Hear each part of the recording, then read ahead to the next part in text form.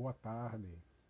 Estamos mais uma vez aqui na live do Moza, hoje com a escritora Rita Santana.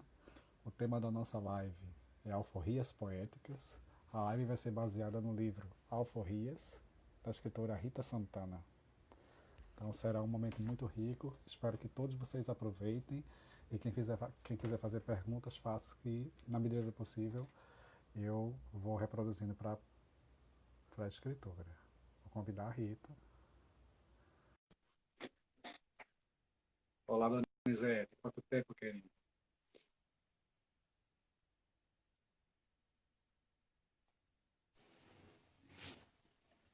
Eu estou chamando a Rita. Olá, Esperar ela aceitar. Oi, Lu. vocês me veem, me ouvem?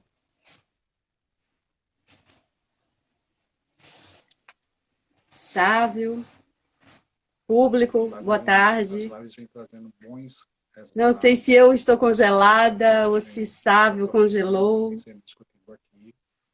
Isso é muito bom para conteúdos literários da movimentação da universidade. Oi, minha querida. Olá, olá. E aí, coisa linda, tudo bom? Tudo Saudade bem? dessa sua terra maravilhosa. Essa terra está te esperando. Quando tudo isso acabar, quando a vacina chegar, você será bem-vindo aqui em casa e na Bahia. Com certeza, eu adoro sua terra.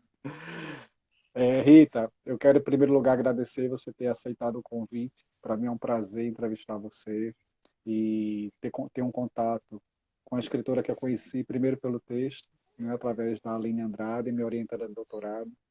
Quando ela chegou com sua poesia, ela trouxe os livros, eu vou ler o seu texto, né, e vou ler o texto da Rita e vou ver o que, é que a gente pode fazer.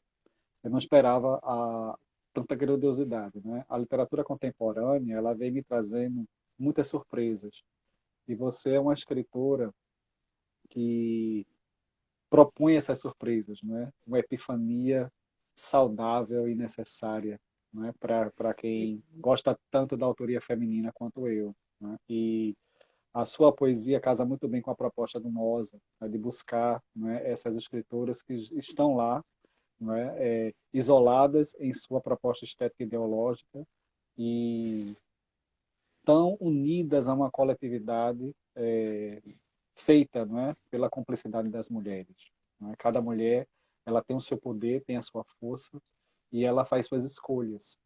Então, eu trabalhei muito isso com a Aline, lá na tese. Eu vou falar muito dela porque ela foi muito presente nesse nosso encontro. E Claro. a gente discutia incansavelmente, não é? A gente passava horas, horas e horas, horas discutindo sua poesia, porque ela é assim grandiosa. Rita, você é Rita Verônica Franco de Santana, né? É atriz, não é? Sim. É professora aposentada, é escritora, tem obras belíssimas, não é? A Tramela, que é de contos, que foi publicado em 2004, o Tratado de Vias, É. que é belíssimo, que é 2006. Obrigada, O Alfor, obrigada.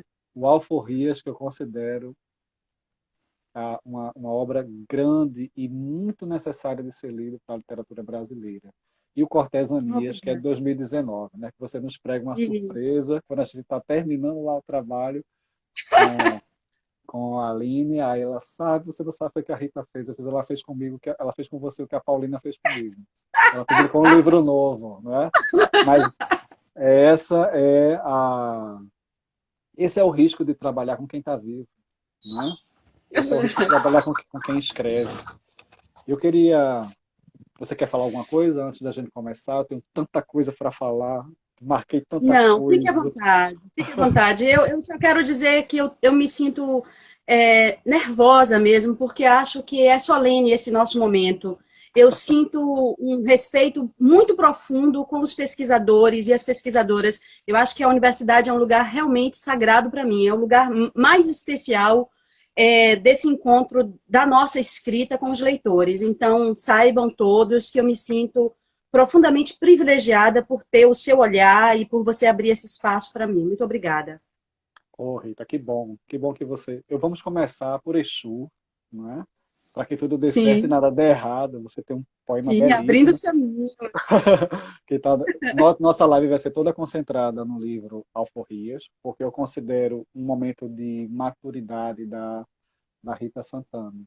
Ela começa com os contos, vai para o Tratado de Veias. Agora, Alforrias diz muito sobre o nosso atual contexto. Né? Alforria é uma palavra muito necessária. Quando eu li o seu texto, eu senti que era uma alforria que caminhava para uma grande multiplicidade de subjetividades, porque era uma alforria estética, uma alforria ideológica, uma alforria de corpo, uma alforria de pensamento, uma alforria de poesia, uma alforria de metáforas, de hipérboles, de erotismos, não um erotismo ligado a uma pornografia militante, mas um erotismo requintado, assim como uma taça de vinho oferecida por uma bacante ao seu leitor. Essa foi a sensação que eu tive quando li o seu texto, né? Uma procissão realmente da palavra, porque você caminha pela tradição clássica e você atualiza essa tradição clássica. Aí você faz esse movimento, né? Aí na época que eu comecei a ler os seus textos, as pessoas diziam: não, mas a Rita ela destoa da Conceição Evaristo, ela destoa da Miriam Alves, da Geni. Eu fiz, gente, como é nenhuma escritora tem a obrigação de estar andando de bando.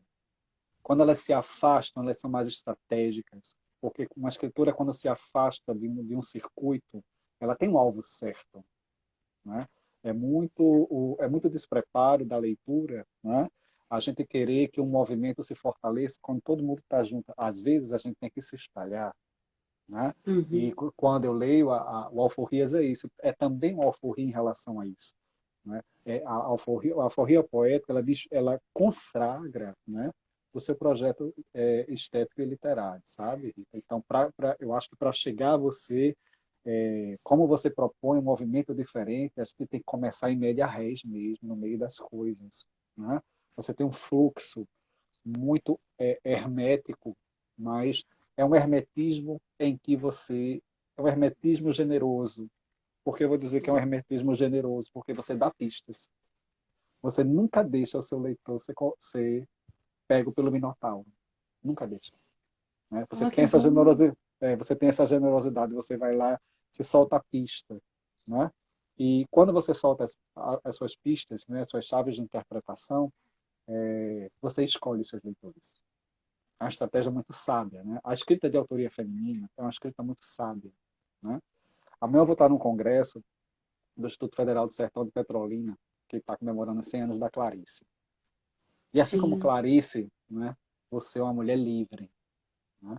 Porque você é uma mulher que pensa sobre o existir, né? Que pensa sobre o ser, que pensa sobre o ter, né? Que problematiza o sistema, que questiona o sistema, e você questiona o sistema da forma mais sábia, com leitura. Né? Suar minha palavra. Né? Então, isso está lá no seu texto. Então, eu primeiro vou ler esse texto, porque esse texto é muito forte. Né? Ele está na página 39 do livro Alforrias. Né? Muita gente comprou o seu livro na época que eu dei disciplina. Eu Oh, automaticamente inseri nas disciplinas da pós-graduação. E com certeza agora a gente tem uma equipe muito boa lá de literatura brasileira contemporânea, que trabalha com mulheres e também, né, trabalha com mulheres negras. E com certeza você vai ser convidada também para a graduação. A gente tem que chegar na graduação. Porque textos como o seu ficam muito na pós-graduação, porque ficam vinculados aos sim. nossos projetos. Não é? E a gente não quer deixar textos como o seu numa torre de marfim. Não é? Que A gente coisa não quer, linda, que a gente, presente. a gente não quer deixar porque a gente fica lá na pós-graduação como se fosse uma catedral de marfim. Né? E você fica lá ouvindo aquela sinfonia controlada, né? Porque a pesquisa, de algum modo, controla. E eu sigo um percurso muito diferente, às vezes eu sou muito criticado por isso, mas eu não me preocupo com o olhar orientado para permanecer no mesmo lugar. Eu gosto do ciclo. Né? Eu gosto de me sentir amarrado por esse arame que tem aqui. Até porque o seu texto ele já começa na própria, né, escolha da arte da capa. Né? É um corpo, né, todo fraturado. Todo fraturado. Tem o rosto da Frida Kahlo, né? É como, você, como se fosse uma mulher toda fraturada que você vai construindo e amarrando, né? E desamarrando. Né? Amarra e desamarra. Então, Desamarrando. é perfeito. E o arame, ele passa todo o texto, porque a sua palavra, porque ele passa todo o texto, né? Esse trabalho gráfico do livro, porque É, é um corte, ele vai cortando o seu corpo, é. né? Quando você quer passar, é uma alforria, né? É bem a gente quando era criança, né? Porque ao contrário das crianças de hoje, eu tenho certeza que a gente teve infância, né? Quantas cercas a gente não pulou? Muitas. Quantos arames a gente não afastou para passar? Né? E se Então, cortou, e né? se cortou, né? E ficou com as lembranças no joelho, na perna, no braço Sim. dos riscos, né? Então a sua poesia ela traz também esse corte de infância que fica ali para você lembrar, para fazer esse exercício do ir e vir, né? Rita não me estranha porque poesia para mim é uma coisa muito sagrada e eu passo horas e horas e horas lendo um poema, né? E tentando Não. desvendar coisas e eu vou ler esse primeiro, que eu gostei muito. Foi o primeiro poema, eu fui lendo, li todos quando eu tive acesso a esse livro. E quando eu cheguei nele, eu fiz, nossa, ela fala de Exu, né? É porque você não é do candomblé, você já disse que se tivesse escolher uma religião, você seria do candomblé. Sim. E não são todas as mulheres que podem chegar perto de Exu, né? E você coloca Exu na sua armadilha, né? Qual é a armadilha da mulher? É a sedução da palavra. Exu é um orixá muito seduzido pelas mulheres, Que né? bom. Então, você enfraquece o falo de Exu, tornando a sua palavra ereta, entende? Você chama a atenção de Exu. Então, não são todas as mulheres que têm essa astúcia. Isso é uma astúcia poética muito sábia e muito sua. Eu nunca vi uma escritora saudar Exu na poesia como você saúda, né? Oh, meu bem. É muito bonito isso como você. Se você soubesse o quão é delicado para mim você me dizer isso com a sua pertinência, porque o tempo todo, como eu não sou do candomblé, o tempo inteiro eu sinto receio de tocar, de ferir, de macular a religiosidade, entendeu? Então, muito obrigada por isso. Muito obrigada. É Nunca, nunca, verdade. nunca você faz. O seu cuidado ele está expresso no seu texto, né? Quando você coloca desejo Exu, né? Você desarma Exu, porque a coisa que Exu mais gosta é de ser desejado, Olha, né? Então ele quer ser o centro das atenções. Então quando você diz, você está aqui arrodeada de arames, vem num circuito de vários poemas, aí você para, desejo Exu. Você chama ele para o centro, né? Exu está quase no centro do seu livro, né? Então é é como verdade. se ele abraçasse assim os seus poemas e agarrasse seu desejo e fizesse a palavra explodir, entende? Então é como se você oferece sua palavra a Exu, né? Para que essa palavra se propague, porque Exu é esse orixá da comunicação, da proliferação da palavra, da proliferação do discurso, da proliferação da comunicação. É aquele a quem você tem que recorrer para chegar a qualquer divindade. Então, se a poesia é o divino, se a poesia é uma divindade, Exu é que vai te levar até ela, né? Então, quando você diz Oh, desejo Exu, é como se você recorra a você, porque eu já estou toda cortada nos meus arames da palavra, né? Eu já me sinto alforriada para chegar perto de Exu. Então, é muito bonito isso que você faz nesse poema Desejo Exu. Então, eu vou lá ler o poema para que os ouvintes entendam o que eu estou dizendo. A pedra seca aponta uma foto digital, feita com fibras de um desejo Exu. Medra entre ponteiros o brejo beijo, infindo de começos, Hermes. Enquanto isso, outras piranhas fedras suavizam sua febre, entre o mundo vagabundo do que passa e a obscuridade tecelada de quem só serve. E da vida, nunca, nada só. Então, é uma grande saudação Exu. Então, são duas estrofes, não é? Para mostrar os dois lados de Exu, porque Exu sempre tem os dois lados, não é? Ele tem o certo e tem o errado. Exu é aquele que, como mãe Estela dizia, e mãe Menininha também, Exu faz o certo dar errado e o errado dá certo. Né? Então, o que é fazer o errado dar certo? Aqui no seu poema.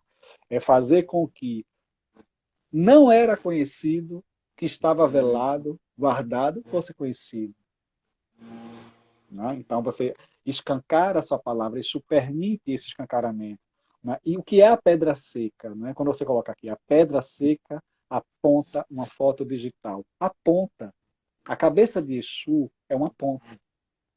De todos os orixás que foram criados por Olodumare, Exu foi o único, não é, que era tão perigoso que Olodumare teve medo de dar um cérebro a ele. Então ele tinha que caminhar na Terra pelas sensações do desejo. Né? Nossa. Então é o desejo, é o nosso desejo que faz Exu viver.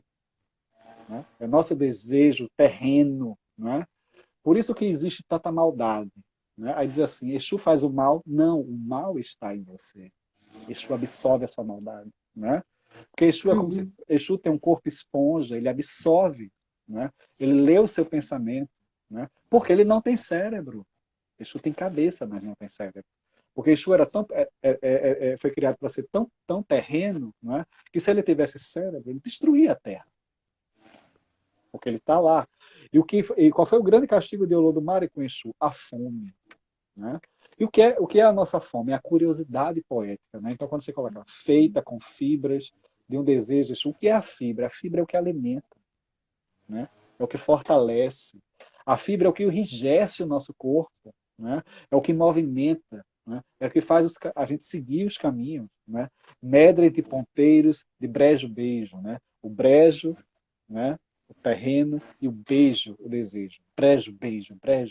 Né? A terra abraçando o divino. Né? E Exu ali, no meio dessa encruzilhada. Você coloca o seu lentor aqui no encruzilhado. Aí depois você vem, infindo de começos Hermes. Aí ela, por que ela colocou Hermes aqui? Hermes não tem nada a ver com Exu. Hermes tem tudo a ver com Exu. Oh, que lindo! Hermes tem tudo a ver com Exu, porque Hermes é o grande mensageiro dos deuses. Hermes Pois é. Hermes o que é hermetizar, é mostrar caminhos, né? É levar mensagens. Então, você, enquanto eu poético, traz aqui o Hermes, porque essa palavra é a palavra ideal para mostrar que a mensagem ela tem que ser enviada para quem você não diz. Porque quem vai determinar isso é o desejo. É a palavra que escolhe a gente, não é? Então, veja, eu estou aqui lendo. Seu desejo, sua palavra foi enviada. Sua palavra chegou a mim, chegou a Aline, chegou aos leitores, chegou a Lívia, chegou aos seus colegas, chegou à Bahia, chegou ao Brasil. A palavra foi. Não é? Esse desejo, Exu, esse beijo, Exu sentiu o beijo, o sopro que saiu da sua palavra. Ele sentiu. Exu conhece Rita Santana pelo cheiro do lábio quando ela fala. É muito sagrado isso, Rita, é muito sagrado. Muito sagrado. Porque Saiba que tudo isso que você está dizendo está ecoando, cheio de significados na minha alma, na minha consciência, nos meus sonhos. Eu só vou te dizer isso, nos sonhos que eu tenho. Você está dizendo e ratificando, e eu me sinto legitimada através de você pelos meus sonhos, que são muito importantes também. Sonhos também são as visitas do sagrado. Né? Então, não são todos aqueles que têm a permissão divina de ver, de ouvir, né? de presenciar uma materialização. Né? A gente, Rita, está passando por um momento muito crítico na Terra. Né? A gente está na era apocalíptica. E os orixás, né? Para quem é da cosmogonia urubá, a única força que a gente tem a recorrer são a eles, porque eles são, né? O que está mais próximo de Deus, porque eles são a natureza, eles são a água, eles são o vento, são as matas, são a terra, e a gente precisa deles para viver. Né? Então, como a gente castigou eles, eles estão nos castigando agora. Né? O Covid é apenas uma das manifestações da ira do sagrado. Apenas uma. Muitas virão. Né?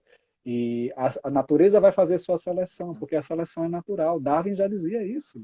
A seleção é feita naturalmente. Não adianta você insistir, porque a natureza está lá girando. Né? E seu desejo Exu ele traz isso. Né? Aquele que não conseguir entender a mensagem vai ficar amarrado nos arames, vai ficar para trás. Né? Porque assim, como é que um livro de alforria tem arames? Porque o arame ele não está só, tá?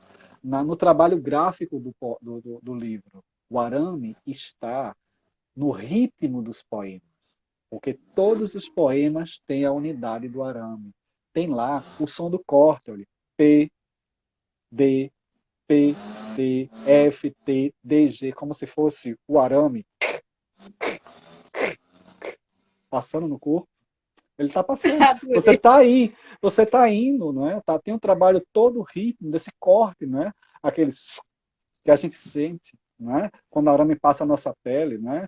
E lembra muito o som de quando a nossa pele está ressecada. Se a nossa pele está ressecada, é porque ela não está lubrificada pela palavra. Então o arame ele vai entrar na nossa pele. Né? É difícil passar ileso pelo arame. Né? O pior do que passar ileso pelo arame, ficar cortado, é ficar preso no arame e não conseguir se libertar dele.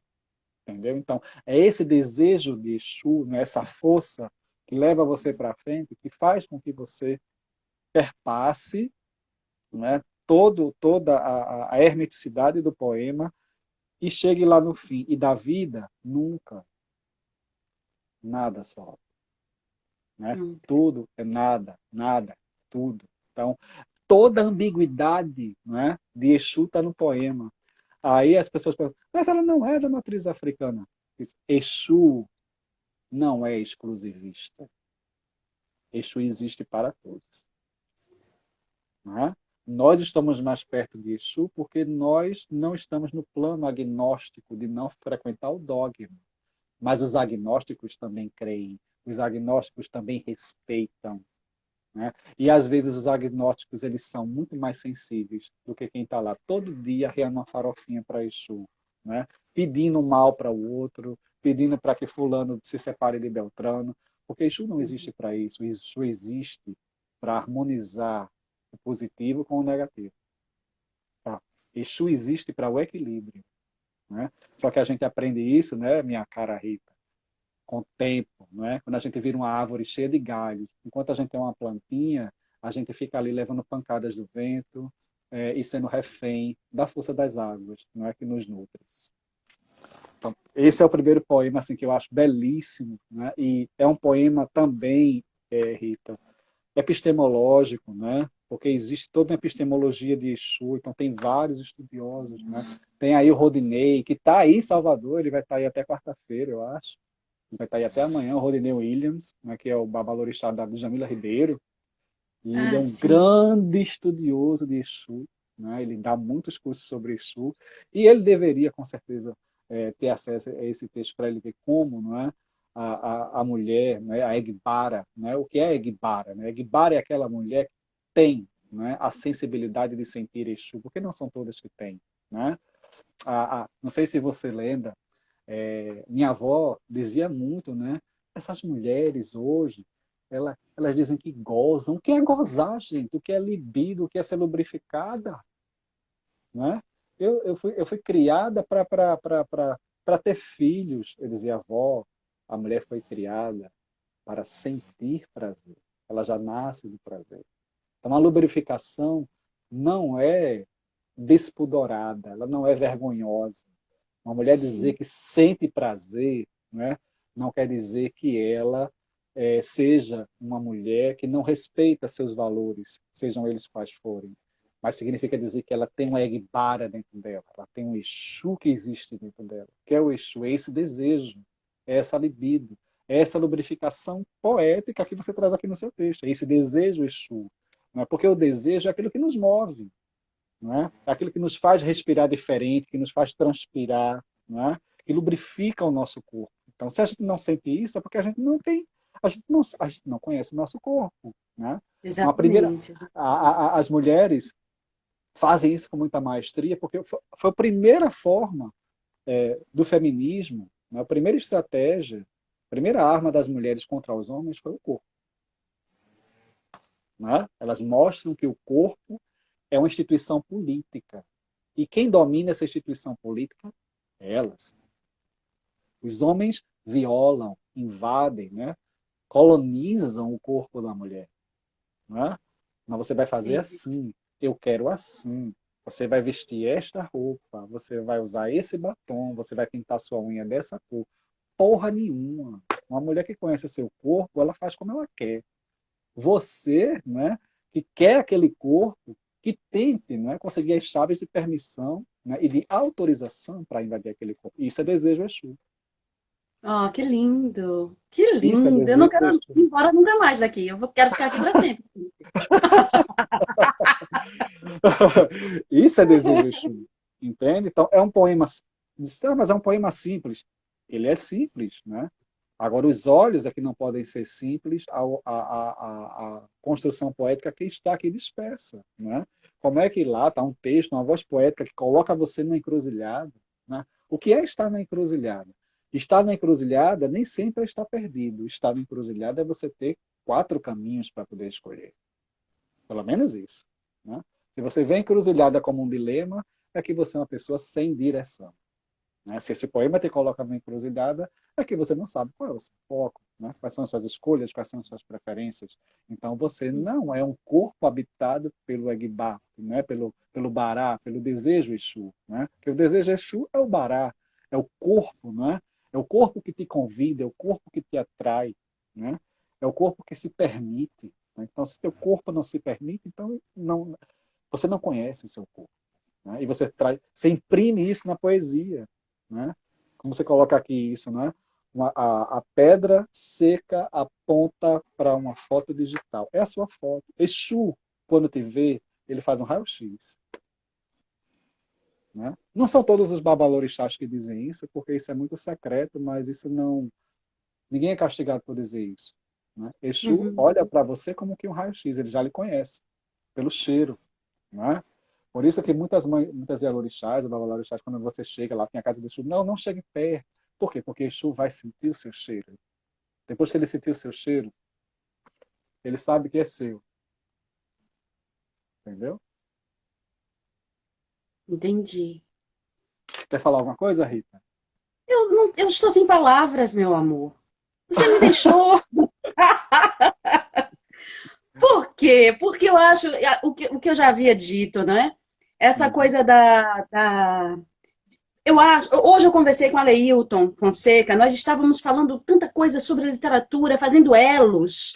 E em algum momento, aqui nessa janela, eu falei para ele: sabe o que é isso, Aleilton? É porque nós temos, nós poetas, e acho que os artistas, de uma forma geral, é claro que outros tipos também de profissões,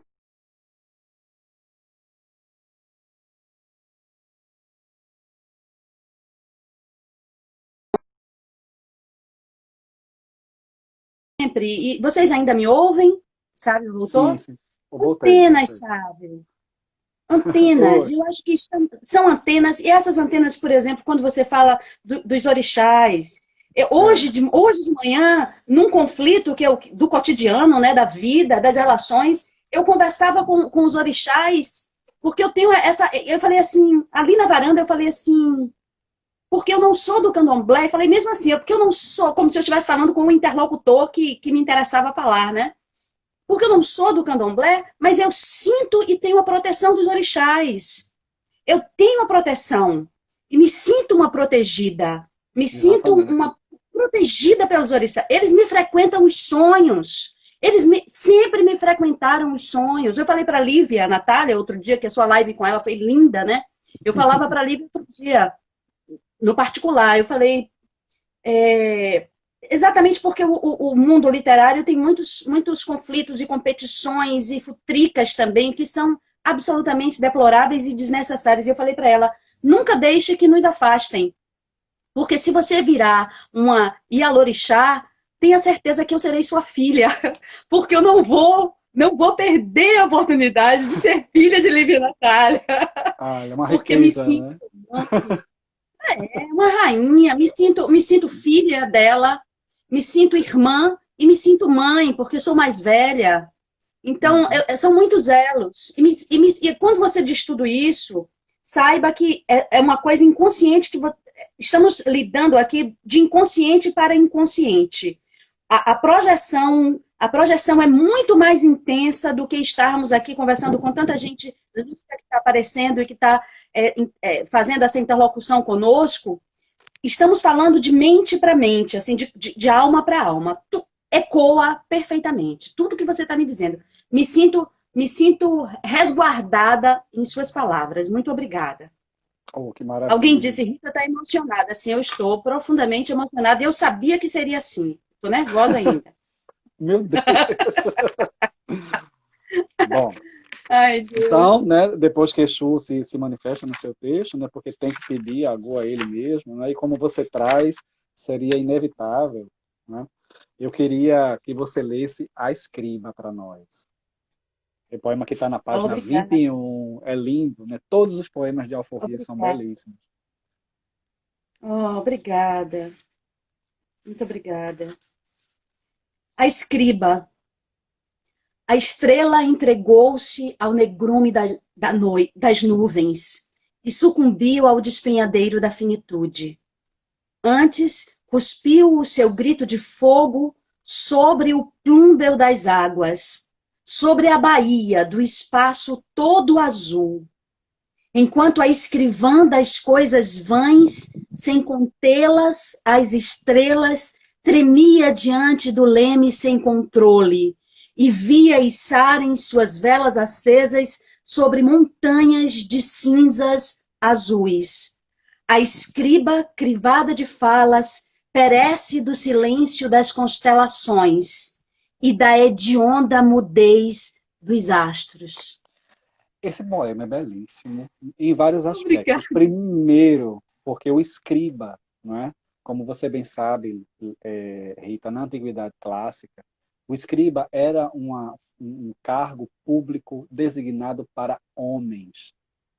Né? Exato, As exato. mulheres jamais poderiam ser escribas. Né? Aí quando você coloca aqui, você coloca a escriba, né? Porque, assim, é interessante que, às vezes, os editores, eles querem mexer no texto dos autores, querem mexer nas coisas, mas o poeta, quando coloca ali, se ele colocou um artigo definido, ele sabe porque aquilo ali é um artigo definido naquele poema, né? Porque a manifestação poética, ela se dá naquele instante, e o poeta, ele pega aquele instante e coloca no papel, né? É um ato sagrado. Então, quando o editor quer mudar uma palavra no poema, ele quer invadir uma coisa que ele não tem competência para fazer. Porque o editor, ele quer. Muitas vezes o editor é uma pessoa frustrada porque não é poeta. Muitas vezes. Né? Então, é como eu não tenho essa habilidade de chegar aqui, olha, Rita, você devia ter feito isso. Não, eu não tenho de jeito nenhum. A minha habilidade é ver o seu ofício enquanto escritora. Né? Então, o primeiro trabalho já está no título. Né? Todo poeta que dá título ao seu poema é extremamente corajoso. Né? Porque teve tantos poetas aí consagrados que não conseguiram dar título ao seu poema.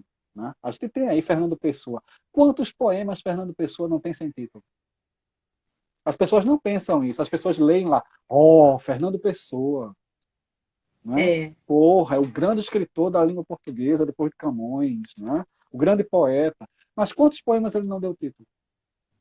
Não dá título é se sentir tão impactado pelo que escreve que você não consegue dar unidade. O poeta que consegue dar unidade ao seu poema, né, é porque ele sabe o que está dizendo. Ele sabe, ele pegou o instante e transformou em palavra, né, como diz a Cecília Meirelles. Né?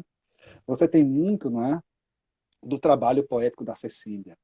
Olha, na sua poesia eu consigo ver, né, como leitor, porque nem tudo lá, quando a gente está orientando a tese, a gente diz, né? A gente quer que a pessoa consiga chegar lá. Né? sim, Então, a tese é da pessoa, não é minha. Né? Mas, quando eu li o seu texto, eu vi Cecília, Flobela Espanca, Hilda Hilst, Adélia Prado, vi, perfeito. vi, vi a angústia de Ana Cristina César. Né? Porque qual era a angústia de Ana Cristina César? Era a angústia de existir. Porra, meu corpo, esse meu corpo não está dando conta do que eu sou, não. Eu tenho que Uhum. suicidar esse corpo. Muitas vezes, né, eu tenho um professor maravilhoso na UFPE chamado Lorival Holanda. Né? Poxa, a gente nunca teve, não é? Ele dizia assim, o que é o suicídio? Ele disse assim, o suicídio é uma coisa muito sublime, porque a primeira coisa que você tem que ter para se suicidar é coragem. coragem é a coisa que mais castiga o ser humano, porque a maioria do ser humano é covarde. Né? Então eu vejo no seu texto a coragem, né, da Ana Cristina César, né? A palavra empenhada, né, da Miriam Alves, da Conceição Evaristo, né? Da Tatiana Nascimento. Poxa, é tanta gente que está aqui com você, né? Tem lá o poema que você diz, não, eu não estou só, eu estou com a poesia. Quando você diz que eu estou com a poesia, é que você está com todas essas mulheres do seu lado, todas essas vozes estão lá, segurando a sua pena, né? Você está lá dentro da ciranda, girando com elas, né? Dando a mão uma à outra, né? Porque a escrita de Sim, autoria feminina é uma escrita circular, porque o ventre é circular, o útero é circular, a terra é circular, e a terra é feminina. A terra é uma deusa, a terra é uma mulher, é a grande Gaia. Né? Então, sim. quando você pega aqui, coloca, dá à escriba a possibilidade de dizer quem ela é na poesia, né? Você, além, né, de quebrar o machismo histórico da antiguidade clássica, né? O machismo que castigou tantas civilizações que se ditavam perfeitas, né? Porque a grande ambição dos gregos era a perfeição e seu modelo de civilização para o mundo. Né?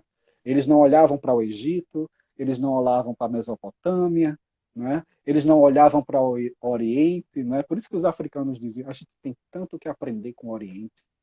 Né? Porque o próprio Oriente, o próprio nome, não é? Da latitude e da longitude já diz o que é que a gente tem que fazer, que é se orientar. Exatamente. Né? Genial, se oriente, rapaz. Não é? Então, o próprio nome já diz. Então, a gente diz, poxa, por que tanto, porque agora todas as pessoas estão voltadas para o Oriente? Porque faz muito tempo que as pessoas tomaram consciência, que os artistas já nasceram com essa consciência, eu acho que o poeta ele já nasce consciente, né? Porque a palavra é um dom divino, você nasce com ela, é o divino que te dá. Não sou eu que digo isso, é o próprio Platão, né? Platão morria de medo do poeta. Não era à toa que Platão, um grande filósofo, um grande intelectual, tem medo do Isso poeta. está Por que ele tinha medo do poeta? Porque o poeta pensava, fora da cidade. né? E fora da cidade, ele olhava para o sistema de fora, né? Ia para dentro corromper o sistema, né? Ia para a praça fazer poesia. A lira, né? Era o grande canto maldito, né? É como se fosse a sereia dentro nos prados, né? Levando as pessoas para a morte, mas que morte é essa? É uma morte extremamente filosófica. Está lá, Platão fala isso no mito da caverna, Platão fala isso Exatamente. no mito do céu platônico, né? Fedro é uma grande obra de Platão, porque as pessoas vão lá para o mito da caverna, né, para a República, mas Platão espalha, né, seu pensamento, porque, na verdade, os gregos davam aulas. Né? E quando você escreve poema, Rita, a professora, né, eu não vou dizer a professora, porque você é mais que professora. Né?